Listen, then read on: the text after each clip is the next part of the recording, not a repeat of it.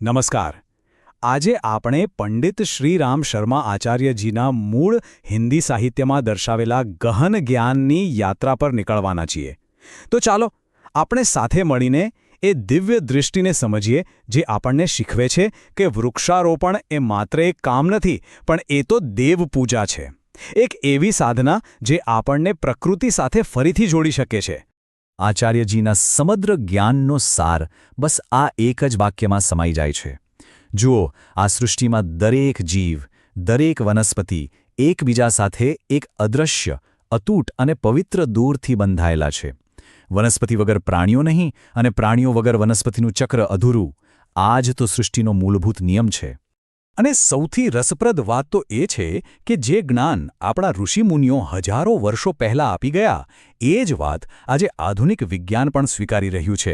જેને આપણે સહજીવન કે પ્રકૃતિ પ્રેમ કહેતા હતા, એ જ પવિત્ર બંધનને હવે વિજ્ઞાન પણ એક નવા દૃષ્ટિકોણથી જોઈ રહ્યું છે. ચાલો સમજીએ. આધુનિક વિજ્ઞાન આ સંબંધને ઇકોલોજી નામ આપે છે. જર્મનીના પ્રખ્યાત વૈજ્ઞાનિકો ઓગસ્ટ થાઇનેમન અને કાર્લ ફ્રેડરિક્સે કહ્યું કે ઇકોલોજી એટલે બીજું કંઈ નહીં પણ પ્રકૃતિની અંદર કામ કરતી એ અદ્ભુત સંતુલિત વ્યવસ્થાનો અભ્યાસ. એ આપણને સમજાવે છે કે કેવી રીતે હવા, પાણી, જમીન, પ્રાણીઓ અને વનસ્પતિ આ બધું જ એકબીજા પર નિર્ભર છે અને સાથે મળીને જ જીવનનું સંગીત રચે છે. આપણે ક્યારે ઊંડાણથી વિચાર્યું છે કે આ જંગલો આપણને શું શું નથી આપતા? એ તો જાણે પ્રકૃતિના વરદાન છે. એ વરસાદને નિયમિત કરે છે, જમીનને ધોવાથી બચાવે છે અને હા, સૌથી મહત્વનું, આપણને જીવન આપતો પ્રાણવાયુ એટલે કે ઓક્સિજન પૂરો પાડે છે. સાચું કહું તો આપણે જે દરેક શ્વાસ લઈએ છીએ ને, એ આ વૃક્ષોની જ ભેટ છે. પણ દુઃખની વાત એ છે કે આપણે માનવજાતે પ્રકૃતિ સાથેના આ પવિત્ર સંબંધને જાણે ભૂલાવી દીધો છે. વિકાસની આંધળી દોડમાં આપણે એ જ ભૂલી ગયા કે આપણું પોતાનું અસ્તિત્વ પ્રકૃતિના સંતુલન પર જ ટકેલું છે. તો ચાલો હવે એ જોઈએ કે આપણી આ બેદરકારીએ આપણા જંગલો પર કેવું ગંભીર સંકટ ઊભું કર્યું છે. આ આંકડા ખરેખર ચોંકાવનારા છે. વિચારો તો ખરા, એક સમય એવો હતો જ્યારે આપણી પૃથ્વીનો લગભગ 2/3 ભાગ એટલે કે 66% વિસ્તાર ગાઢ જંગલોથી છવાયેલો હતો. અને આજે એ આંકડો ઘટીને માત્ર 16% પર આવી ગયો છે. આ માત્ર આંકડા નથી, આ તો ભવિષ્ય માટેની એક લાલ બત્તી છે. તો પછી સવાલ એ થાય કે આદર્શ સ્થિતિ શું છે? પૃથ્વી પર પર્યાવરણનું સંતુલન જાળવવા માટે કેટલા જંગલો હોવા જોઈએ? તો નિષ્ણાતોનું કહેવું છે કે પૃથ્વીનો ઓછામાં ઓછો 33% ભાગ વનોથી ઢંકાયેલો હોવો જ જોઈએ. અને આપણે ક્યાં છીએ? માત્ર 16% પર. મતલબ કે આપણે આદર્શ સ્થિતિથી અડધા કરતાં પણ ઓછા છીએ. અને સર્જન અને વિનાશ વચ્ચેની આ અસમાનતા તો જુઓ. પ્રકૃતિને એક ભવ્ય વૃક્ષ ઉછેરવામાં 100 વર્ષથી પણ વધારે સમય લાગે છે. એક તપસ્યાની જેમ એ ધીરે ધીરે મોટું થાય છે. અને મનુષ્ય પોતાના સ્વાર્થ માટે એ જ વૃક્ષને માત્ર 10 જ મિનિટમાં કાપી નાખે છે. આ વિચારે જ આપણને હચમચાવી દેવા માટે પૂરતો છે. આપણે જે બેદરકારી દાખવી છે તેની કિંમત તો ચૂકવવી જ પડશે. પ્રકૃતિનો સીધો નિયમ છે, જેવું વાવો તેવું લણો. તો હવે આપણે એ ગંભીર પરિણામો પર નજર કરીશું જેની અસર આપણા સૌના જીવન પર, આપણા સ્વાસ્થ્ય પર અને આપણી આવનારી પેઢીઓના ભવિષ્ય પર પડી રહી છે. બસ એક ક્ષણ માટે આંખો બંધ કરીને આ પ્રશ્ન પર ગંભીરતાથી વિચાર કરીએ. જો આ ધરતી પરથી વૃક્ષો જ ગાયબ થઈ જાય, જે આપણને શ્વાસ લેવા માટે હવા, પીવા માટે પાણી અને ખાવા માટે અન્ન આપે છે, તો શું માનવજાતનું અસ્તિત્વ ટકી શકશે? આ એક એવો સવાલ છે જેનો જવાબ આપણે સૌ જાણીએ છીએ પણ સ્વીકારતા નથી. અને આ કોઈ કાલ્પનિક ડર નથી. યુનેસ્કો દ્વારા આયોજિત એક આંતરરાષ્ટ્રીય પરિષદમાં જેમાં 150 વૈજ્ઞાનિકો હાજર હતા, ત્યાં કેનેડાના પ્રખ્યાત ઇકોલોજિસ્ટ વ્લાદિમીર ક્રાજિનાએ સ્પષ્ટ શબ્દોમાં ચેતવણી આપી હતી કે જો વૃક્ષો નહીં બચે તો માણસ પણ નહીં બચે. આ બતાવે છે કે પરિસ્થિતિ કેટલી ગંભીર છે. આ અસંતુલનના પરિણામો હવે ચારે તરફ દેખાઈ રહ્યા છે.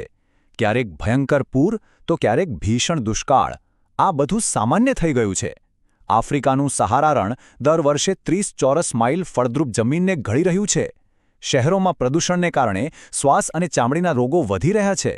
અને અશુદ્ધ પાણીને કારણે કેટલાય માસૂમ બાળકો પોતાનો જીવ ગુમાવી રહ્યા છે. અને આ નુકસાન માત્ર પર્યાવરણનું નથી, આર્થિક પણ છે. એક સર્વે પ્રમાણે હિમાલયમાં વૃક્ષો કપાવાને કારણે જે જમીનનું ધોવાણ થાય છે, તેનાથી ગંગા નદીના વિસ્તારમાં દર વર્ષે લગભગ 300 કરોડ રૂપિયાનું નુકસાન થાય છે.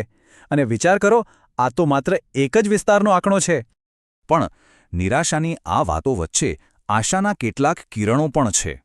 એ વાત સાચી છે કે માનવજાતે ભૂલો કરી છે, પણ એ ભૂલોને સુધારવાની શક્તિ પણ આપણામાં જ છે. તો હવે આપણે એવી પ્રેરણાદાયક ગાથાઓ જોઈશું જ્યાં દેશોએ અને કેટલીક વ્યક્તિઓએ સાથે મળીને પૃથ્વીને ફરીથી હરિયાળી બનાવવાનું અદ્ભુત કામ કર્યું છે. ચાલો, સૌથી પહેલાં જાપાનનું ઉદાહરણ લઈએ.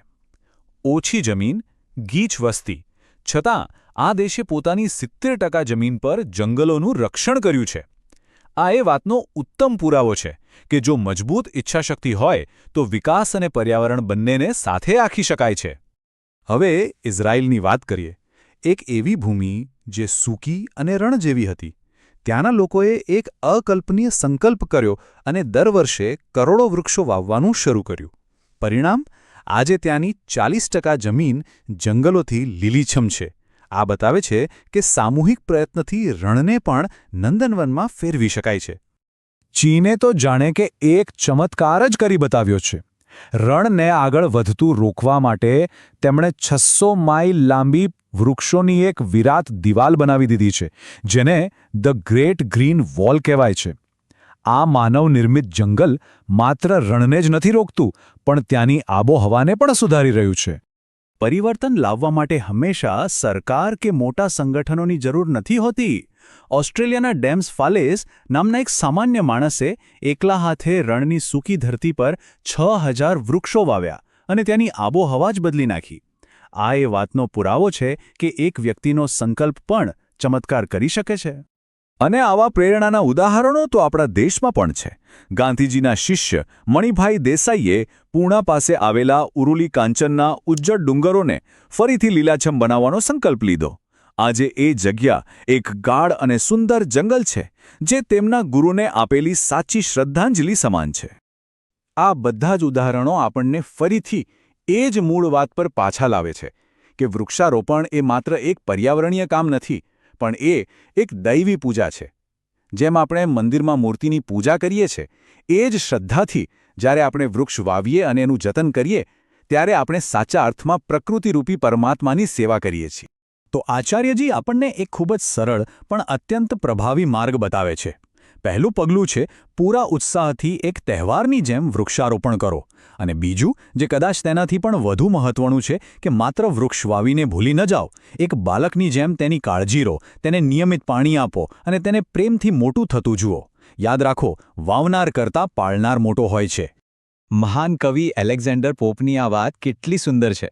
મોટા મોટા મહેલો પણ સમય જતાં ખંડેર બની જાય છે, પણ તમે વાવેલું એક વૃક્ષ, એ તો સેંકડો વર્ષો સુધી તમારી યાદગીરી બનીને જીવંત રહેશે અને આવનારી અસંખ્ય પેઢીઓને છાયો, ફળ અને જીવન આપતું રહેશે. આનાથી મોટો વારસો બીજો કયો હોઈ શકે? આમ આ સમગ્ર ચર્ચાનો સાર એ જ છે કે વૃક્ષારોપણ એક પરમ પુણ્યનું કામ છે.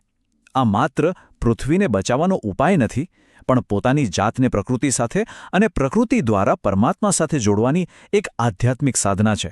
તો ચાલો આપણે સૌ આ પવિત્ર યજ્ઞમાં પોતાની આહુતિ આપીએ અને આવનારી પેઢીઓ માટે એક હરિયાળું, સ્વસ્થ અને સમૃદ્ધ ભવિષ્યનું નિર્માણ કરીએ.